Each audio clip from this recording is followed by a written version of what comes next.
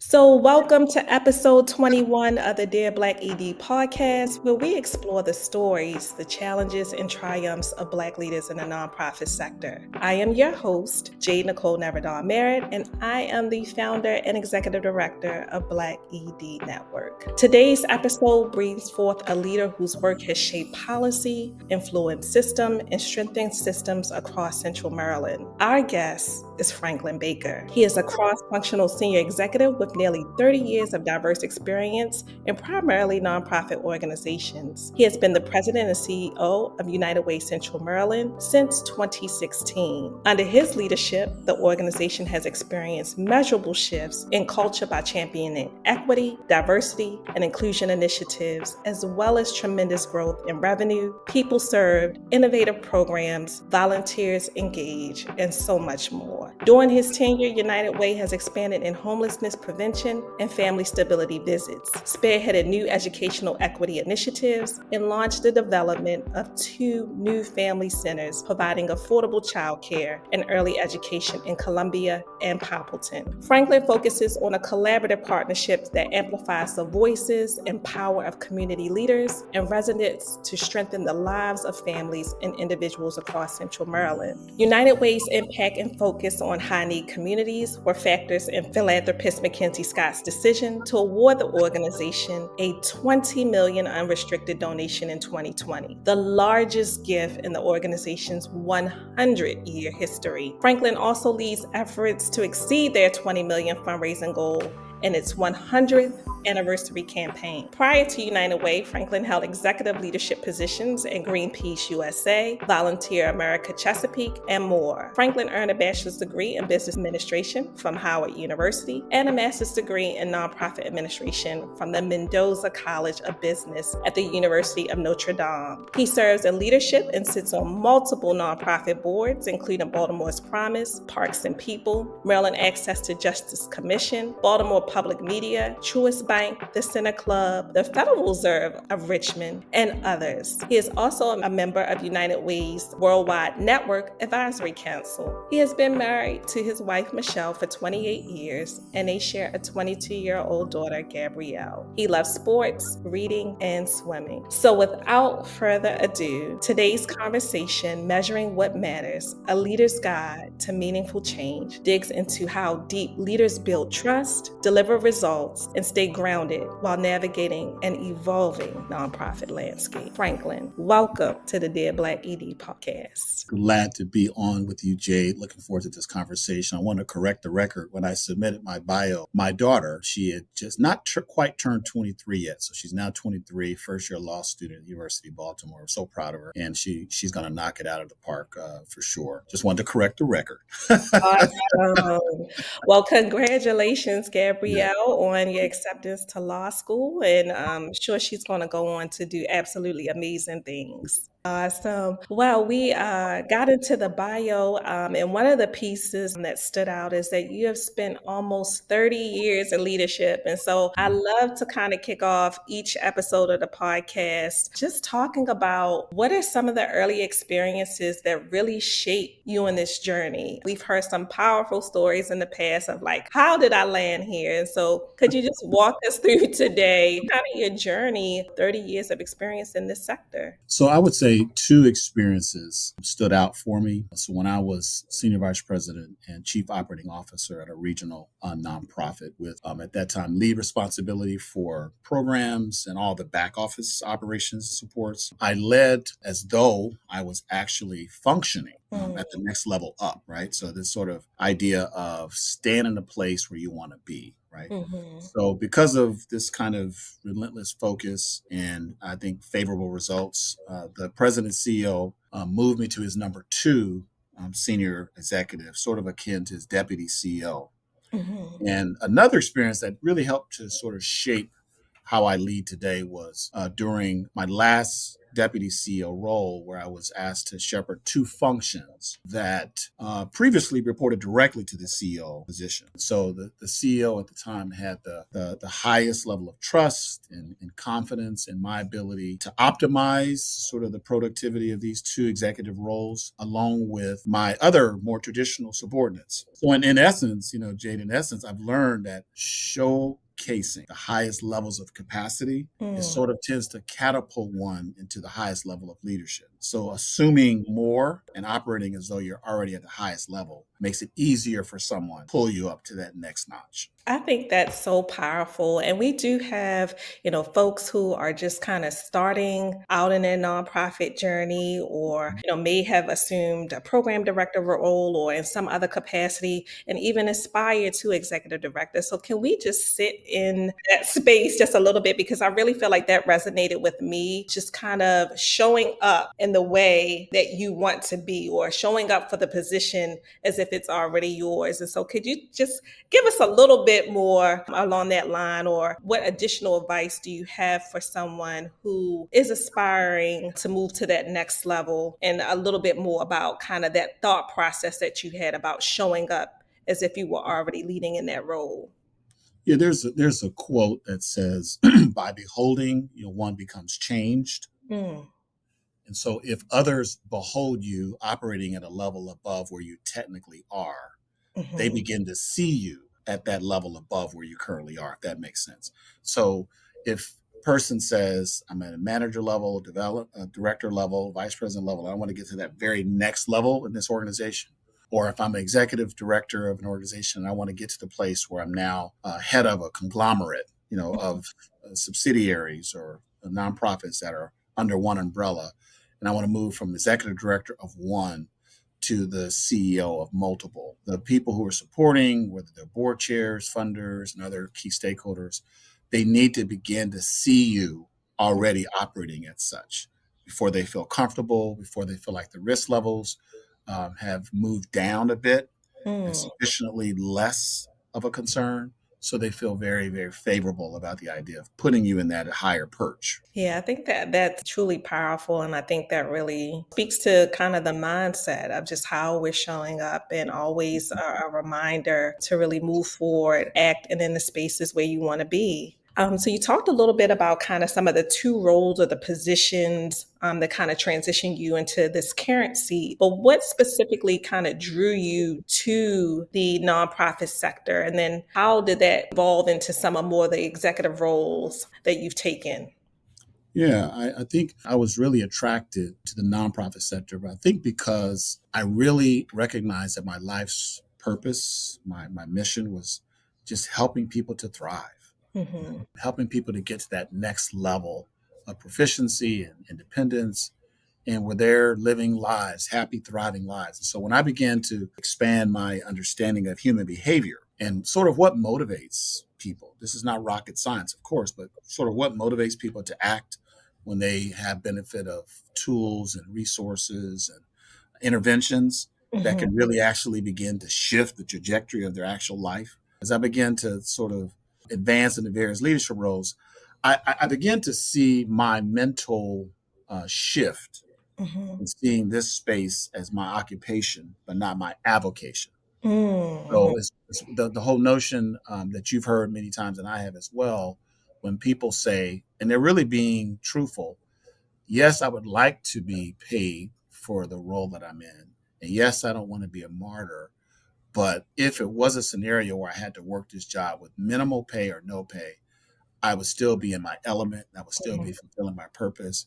And I would still feel like I'm really making a difference. And that's kind of how I felt over the years about being in the nonprofit space. I've had many overtures because a lot of what we do, as you know, Jade, is transferable. I've had Right. overtures from manufacturing firms, from other like finance and things that are totally outside of the sort of nonprofit space. But I keep coming back to, regardless of the offer, regardless of the overture by the outfit, this is what gets me up in the morning, gets me motivated, knowing that every single decision, every policy change, every handshake, every eye to eye contact, every dollar we raise, it all points to this person's life Mm, going mhm. to the next level of development and them being able to live more happy, more free, and more successful, and more confidence. So I think that's when I really sort of hunkered down and said, I really want the rest of my work life to be nestled in this nonprofit space. Yeah, I think that's amazing. Just you really talk about kind of the transformation in lives, right? And when we Mhm. think about United Way Central Maryland and the projects and initiatives from early childhood, early Mhm. childcare, early childhood education, to even some of the homelessness initiatives. And so, Right. when you started United Way Central Maryland in 2016, Mhm. what were some of the initiatives or shifts that you felt compelled to make in this kind of new leadership role as the head of this particular organization? Yeah, I think that's a very good question that makes you think really carefully about it because based upon my prior operational and programmatic roles, I Mhm, really began to just quickly bolster direct service impact work in our mhm, local communities here in Central Maryland or Greater Baltimore. I recognize that the need to increase various aspects of diversity and inclusion with our staff and boards so that it sort of synced up with, but also it mirrored our community. It was a mhm, reflection, of our actual community that we're serving. So I work with our development leaders to begin to expand, but also to strengthen our donor engagement, uh, mhm, our very intentional and thoughtful outreach beyond the traditional workplace fundraisers that mhm. United Way has been traditionally known for, and Okay. so many other things in that whole space. I think that's really what put me in a position where I was actually beginning to see shifts that we needed to make. And I even conveyed during the interview process back in 2016 with the selection committee at that time that if I were appointed president and CEO of United Way Central Maryland over the next 5 to 7 years, they would see a major shift in the organization's priorities and our impact and our scale. And so that's exactly what happened. In fact, I underestimated what we'd be able to do. So it's a humbling recognition that all that effort and all that forethought intentionality actually happened, but it happened even at a grander scale. Absolutely. And I know just kind of the broader conversation right now nationally, when you talk about some of these inclusion initiatives and diversity, and what we've seen, again, kind of on a federal level, there have been some shifts. Has United Way Central Maryland experienced or seen impact into its operations based upon kind of what's happening on a larger scale nationally? And I any think, thoughts for, smaller organizations that may be Mhm. trying to navigate kind of this new federal landscape? Yeah, I think there are individual organizations, whether they're large or small or mid-sized, had begun to make value judgments around should we be in the federal space for revenue purposes? Mhm, Should we go to a certain level of $1 million or higher, where you're required to complete a single audit, which is much more detailed and exhaustive in terms of the requirement. So each organization has to decide, do they want to play in that space? We decided to play in the space during the pandemic. We mhm, received a decent amount of support, but at the end of the day, for us, you asked about the impact. We had spent down a good portion of the federal dollars, mhm, so the impact was far less maybe than some others who were still in the middle of spending down some of mhm, their funds from the federal government when things begin to happen with executive orders and a host of mhm, other things from the current administration. So I think our impact, based upon what's happening nationally and even globally, has been less than maybe some others, but mhm, we certainly have had levels of impact and some procurement changes on language, holding up a contract. So mhm, if a state agency or local agency is required to change some of the language so that it comports with the current administration's expectations, then that delays payment of an agreement by 2 months, 3 months, 6 months, then certainly that affects your cash flow in some cases. But fortunately, again, we just had already pretty much spent down a good portion of it. So mhm. the impact was less for us. Understood. Mhm. Understood. And so I know just in kind of some of my conversations in with various leaders, we talk about Mhm. some of these kind of cross-sector partnerships. Yeah. And you work often with centers on community voice and cross-sector partnerships. And Mhm. so can you speak a little bit to kind of that particular philosophy around kind of the cross-sector partnerships? Yeah. It's a very, very excellent, lengthy response. Yeah. But that I think, that philosophy came from devoting lots of time and lots of effort just trying to get to know what community represents, which is, of course, residents, legislative officials, companies, fellow direct support providers that are in the work in community and with residents alongside us, various funders, companies, and of course, all of those individuals who have an interest in seeing the community move forward. So, and also how important their individual, but they're also their collective voice is. Hmm. And certainly the need to intentionally begin to and sort of assess complex issues and not stop there, but begin to co-create partnerships Hmm. and co-create viable solutions with those partnerships as we move forward. So it's one thing to say you have all the answers as an organization and let's implement what we've already studied and developed. It's another thing to say what we've studied and developed may be part of the viable pathway forward, but we want to hear from you so we can bring both ideas and research together to make sure that it's a sustainable partnership. It's a success because we work together, right? In actually helping communities begin to thrive and absolutely this does not happen. I want to just stress this with your listeners. This does not happen when individual organizations are really sort of trying to do their work, Hmm. whether that's upstream, preventative, or downstream, trying to help people get out of a crisis. But they absolutely cannot really thrive when working in a vacuum. And so, like you've heard this over and over again, I have, but it's so true. Like that old African proverb that essentially says, "If you want to go fast, go alone. Yeah, yeah. If you want to go far, go together." Right? It's Hmm. something about uniting, and so United Way has this sort of value system. So United is the way for partnership, advancement. United is the way, for not promoting our agenda, but our collective agenda to Hmm. get our challenges dealt with and solved for the long term. So those are just a few points. I could go on with this particular because it's so germane to what we do, right? Yeah, absolutely. And I think you hit on a very critical point, referencing the African proverb.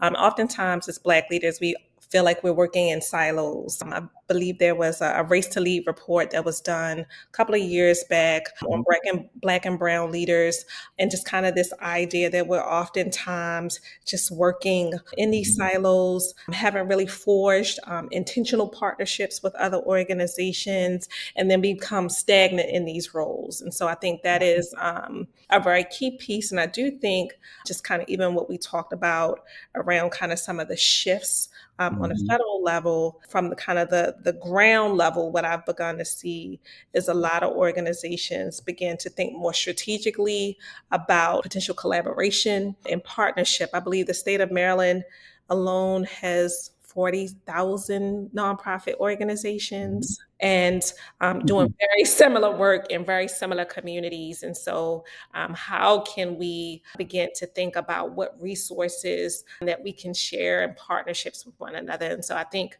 that is so key just to really kind of navigating this new landscape right now. That's right. Yeah. And so think about kind of, the regional organization, and it comes with major operational complexity. It um, really does. so can you speak a little bit in terms of your leadership approach in a system, as you just kind of talked about, that has so many different moving parts? Because it's one thing to be, to your point, it's one thing to be in one locale, Right. one set of laws, one set of longstanding practices and expectations. But then when you move to sort of the regional, like in our sense, we have Baltimore City that we're responsible for and the five surrounding counties. Hmm. We're the largest United Way in the state of Maryland. So, as you know, with more than 200 staff members that we have, Wow. Hmm. more than 24 programs and interventions that are really supporting more than 100,000 lives each year, depending on the year. Some years it's 135, others it's 128. It's just different Wow. numbers. But we do, because of this, we do face many complexities Mm-hmm. and many challenges that come with leading an organization of this scale and magnitude in the community. I've approached leading our nonprofit with the highest levels of, be very clear, highest levels of diverse, highly coordinated Mm-hmm. revenue capture, right? Amazing. Mm-hmm. So multi-dimensional program impact, because impact is layered. Maybe you're Mm-hmm. supporting a young man, but you're also supporting the family, and you're also Yeah. supporting the next generation, the grandparents. Mm-hmm. You're not just supporting health, but you may be helping with transportation or helping with employment. So it is really, really important that it's multidimensional in Mm. nature. And then, of course, the risk management. I could take the entire rest of the podcast.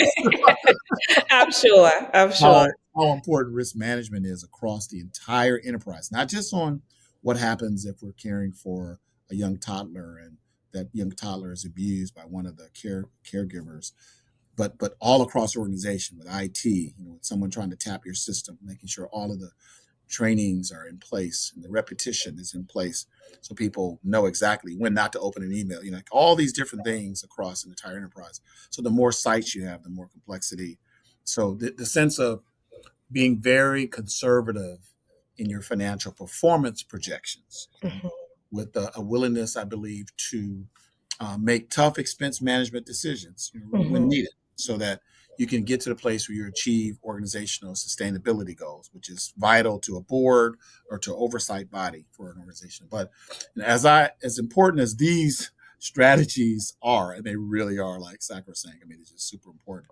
There Mm-hmm. is something that I tend to, Jade, I tend to hyperfixate on, Okay. and that is culture. Peter Drucker, who infamously said that culture eats strategy for breakfast, right? Yes. So Yes. going from 80 employees when I started in 2016 to over 200, it meant that I worked intentionally to build a strong cross-functional team in Mm-hmm. my tenure so far. It's been important for me to just trust my leaders while respecting their invaluable insights and experience. That's a tough task sometimes, right? So Yeah. earning the actual trust and respect of my leaders and their teams, I like to use this, is quintessential. You can't get any more essential than that. Yeah. In fact, I often say that people don't care how much you know Mm-hmm. until they know how much you care, right? Absolutely. Yeah. And so it's far easier to see a sermon live than Mm-hmm. taught, or caught than taught. That's essentially, people want to see walking billboards in the office of value systems, mores, world perspectives, that really transcend into lived behavior that they can model after, right? And that is something as a leader you must do. You must extend trust and respect in order to receive trust and respect. And so there's so many organizations that have mastered stratagem, Mm-hmm. they've mastered technique and all the right things to technically do, but they're lagging far behind on the culture, of the Mm-hmm. organization. Yeah. Yeah, I think you hit it right on the head. I think that was gonna be my next question, really around you talk about, kind of 200 staff Mhm. persons across the organization, and what were things that were important to you around culture, and you Yeah. nailed it in terms of like building trust and Yeah. clarity within the organization. And I think most importantly, and I always say, like we have this Dear Black ED podcast where, we share Mhm. out, with guests, but I'm also a student and I'm constantly learning. So I'm soaking up everything as you all are on the podcast. And one of the things you Yeah. resonated with me was just kind of, modeling the type of behavior and leadership, right, for your organization. And so Right. you're absolutely right. We can talk the talk, but people want to see you Yeah. walk the walk essentially. And so that really spoke to me, and just how we show up as leaders and being mindful in terms of the culture. Starts from how we show up as leaders.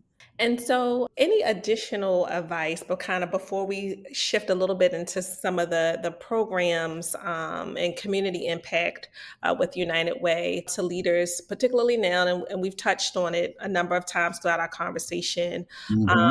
How can they continuously show up, navigating different moments? And again, not just the times we're in, as you mentioned earlier in our conversation, the pandemic, right? And so there's always going to be something, because if we are, live long enough, we'll always experience shifts in this sector and in life. And so, any additional thoughts for any leaders, kind of navigating tough or Hmm. challenging moments during these times? And to our earlier points around how do you remain effective, particularly when you're leading staff in these moments? Yeah. Let me just sort of continue on from the previous response to your question. Though I really do trust my leaders in their day to day blocking and tackling of the work, decision making, and completing various assigned tasks and actions. Definitely do. But Mhm. I marry that building accountability systems so I Mm, can verify. So that old adage of trust but verify, right? Or mhm, trust and verify. That's an important marriage, right? You can't just trust alone as a leader. mhm, You got mhm, to figure out a way for monitoring accountability systems to be in place.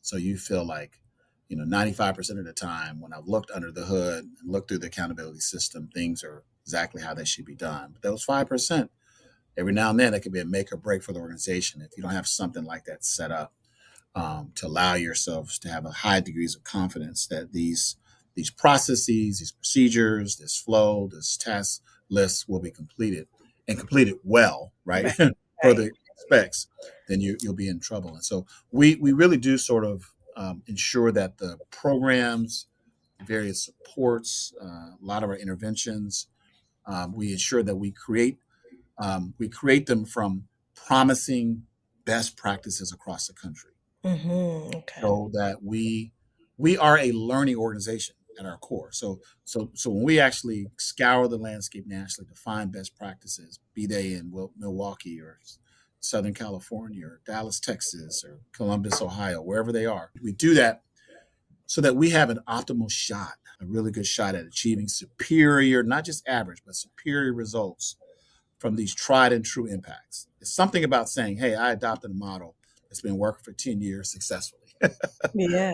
And I tweaked it for greater Baltimore, Central Maryland, our communities, and then begin to move it forward. So I remain as consistent as possible in conducting multiple skip level meetings Mhm, with the direct reports of my direct reports, right? mhm, So sometimes you hear from your direct reports the top level right. information. And when you hear and meet with their direct reports, you start filling in the gaps of some level of detail. So it gives you an ability as a leader to really begin to come closer to what the truth really is at the highest level as well as some of the lower levels, right? So, this does really in some ways it helps me to learn some of the goals, but also some of the challenges, Mhm, of those that are actually performing those vital tasks for our organization, right? And so, lastly, I would say that to your question, I really try to not ask my leaders, and this is so important for your listeners. I try not to ask my leaders and their team members to do mhm, anything that I'm not willing to do as their leader. If I'm willing to work in a certain pace, or when I'm sending emails, or what I'm doing on my weekends, or how I'm actually treating a fellow employee, like all the things that I'm trying my best to model, I'm really committed to not asking them to do things that I'm not myself personally willing to do. So mhm. important. Absolutely. I think that that is very powerful and just in Mhm. how we lead and navigate these spaces. One of the pieces that you mentioned around just kind of looking at some of the best practices throughout the Mhm. industry and Mhm. how United Way of Central Maryland kind of models some programs that best fits kind of this Baltimore, this particular geographic area. Mhm. Mhm. Can you talk about maybe some of the indicators to decide that you use to decide whether an initiative is truly shifting outcomes for families and communities? I know you talked about perhaps, a program that could last 10 years or so, but kind of what are some of the indicators or things that you all think about with some of the programs that are implemented, throughout this particular region? Yeah, I think generally speaking, some of the very traditional metrics or KPIs, right? Which is if you have a program that's around housing, like how many people and how many households are you able to remain safely housed, you Hmm. know, in a longitudinal sense, how many of those people that have been safely housed, how many of their kids, the children of those households, how many of them have remained in their school of origin? Because there's so Hmm. many executive papers and educational documents that clearly say if you can keep a kid in their school of origin, same curriculum, same teacher, same culture, etc., safety, because they have high degrees of confidence of what to expect, their academic performance, the academic performance continues to improve. And so things like that.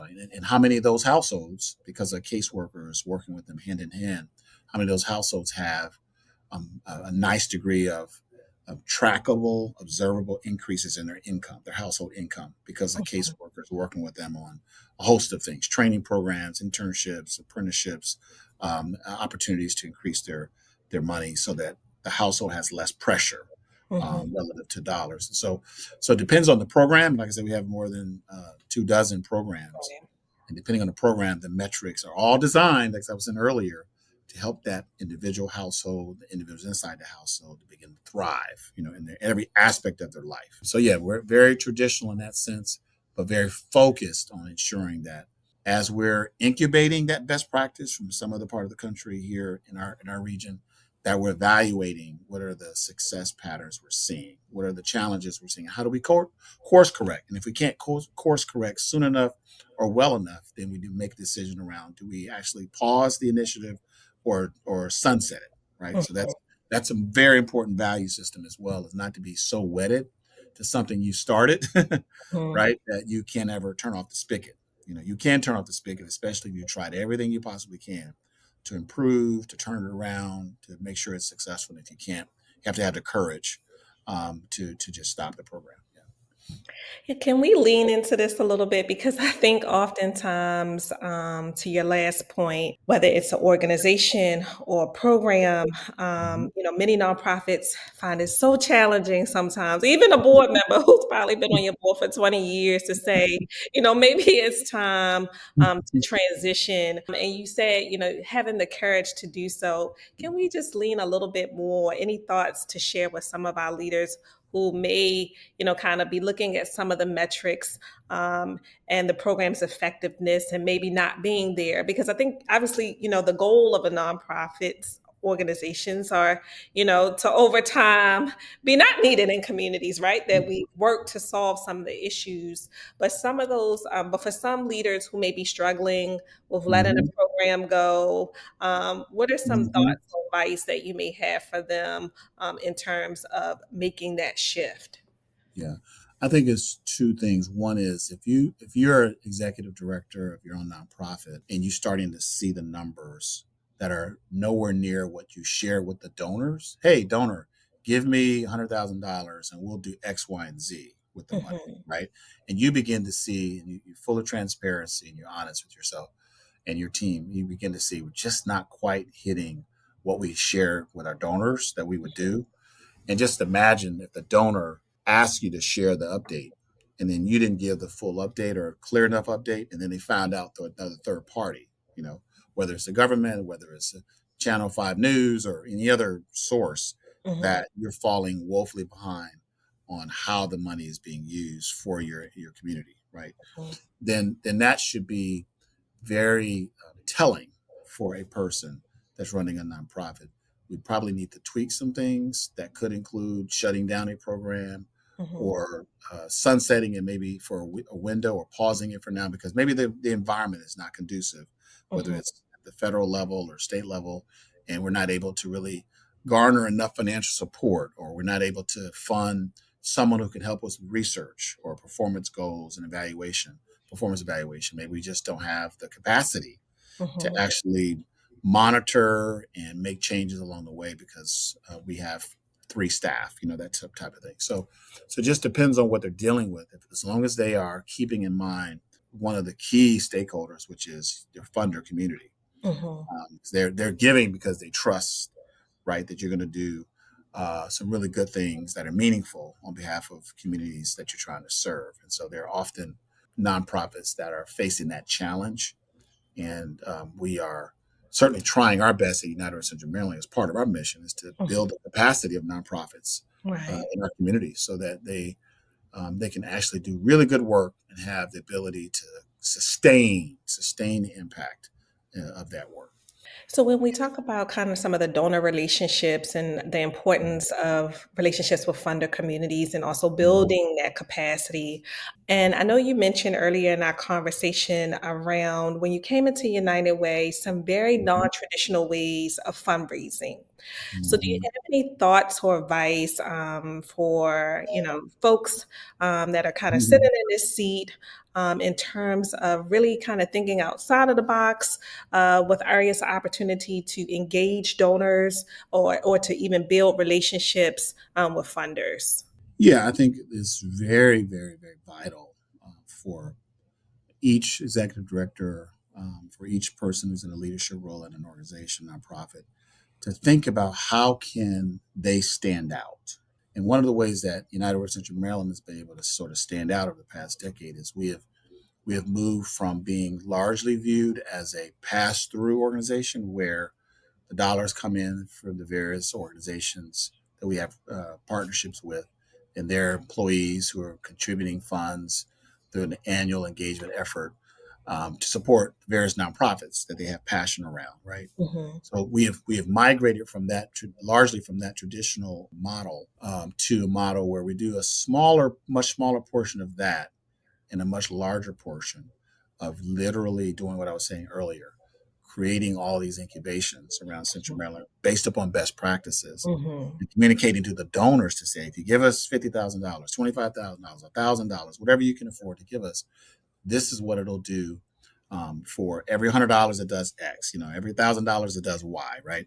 And we track it and make sure we're reporting back regularly with the donors so they have a high confidence that they have the capacity, they have the knowledge level, they're a learning organization. This is unique, this is different. So it is very important for anyone listening. You can't be viewed as sort of cookie cutter, right? Okay. You've got to figure out a way to nuance your value proposition to that donor group. Quiet as it's kept, and I talked to a lot of my fellow nonprofit partners, there is a cap. There is Hmm. a defined universe Hmm. on dollars that can be invested in this nonprofit space, right?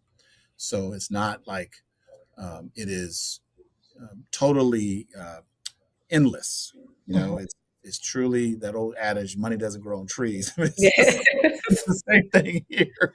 There's Right. there's only so many foundations in your local community, right? Yeah. There's only so many individual philanthropists who really want to continue to give in the same space. Many of them want to give to the arts or to education institutions, and then someone to give to homelessness, and some give to veterans work. So they're people dividing up their dollars. So the main point is, in order for you to be noticed, respected, valued, and dollars to continue to flow through you at a nice clip, innovation, thinking outside of the box, how you cultivate donors, particularly our younger donors, Hmm.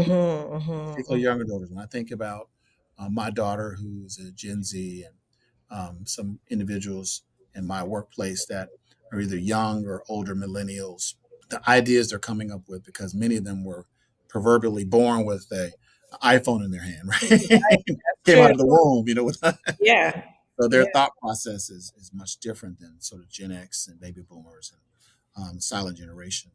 And so making sure you're tweaking your strategies. What are Mhm. you sending out to individuals? What are you inviting them to? What kind of events where they can socialize and network? What are those events designed to be? Is it designed to be a forum for the much older generation and they sort of just tag along?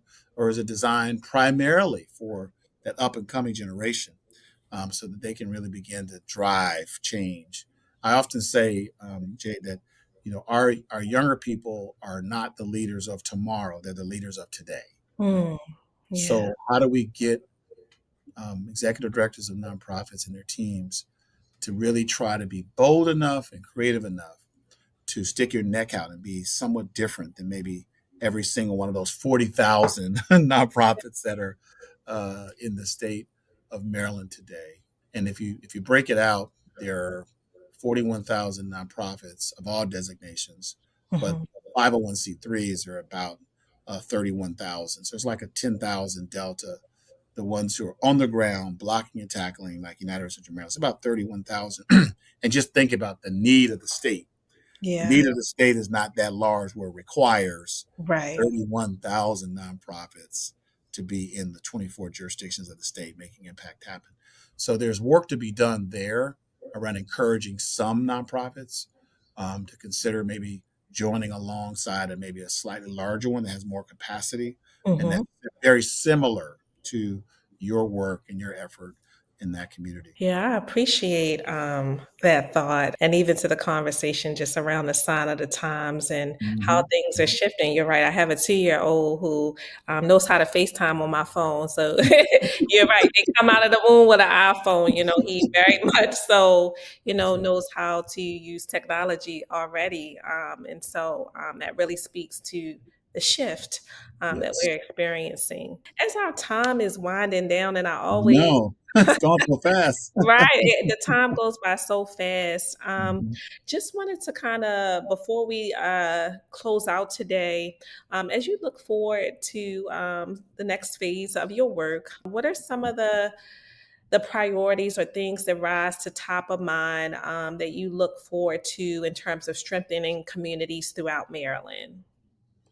Yeah, I think the biggest piece for us is we have a strategic plan that starts January 1. It's our next strategic plan. It's in a 5-year block against a 10-year backdrop. The first 2 years of this next strategic plan would be paying attention to all the uncertainty, all Mhm, the things that are happening under this current administration and the implications for nonprofits. And so being close to the ground on basic needs to make sure we're there to be a support system to those who are struggling, mhm. and especially in this unpredictable funding environment, right? Yes, yes, It's like a absolutely. lot of instability. So how do we make sure that we are being as aggressive as we can, and which I'm encouraging listeners who are leading nonprofits to do that, sort of diversifying revenue streams, just making sure minimizing unnecessary risks and managing those that you have to face, getting very, very focused on building relationships with the individual donors, carrying them on a story, invite them to a site, visit on one of your sites if you have those, giving them a sense for why your particular organization is worth their investment, because that's what it is. It truly is an investment. And believe it or not, there are so many excellent sources of out of the box strategies, that we'll be encouraging a lot of our nonprofit partners to pursue. One source is the Chronicle of Philanthropy. For Mhm. those who go online and just look that up, we know that would be certainly helpful for some of your listeners. And we really do believe that as we think about the difficult times that we live in, I would just lift that the changing dynamics that we're seeing demands us to really think about our business models and our Mhm. approach to making impact happen, you know. And we were able to do that pretty successfully over this past decade. And we're no longer, United Way of 100 years ago, because this year's 100th anniversary. We're no longer the United Way of 50 or even 10 or even 5 years ago. We're Wow, that's continuing to evolve. And that's really the main message to your listeners is you have to evolve. You have to have a level of boldness, but manage risk well, right? But level of boldness and creativity as you move forward in the next year, 2 years ahead.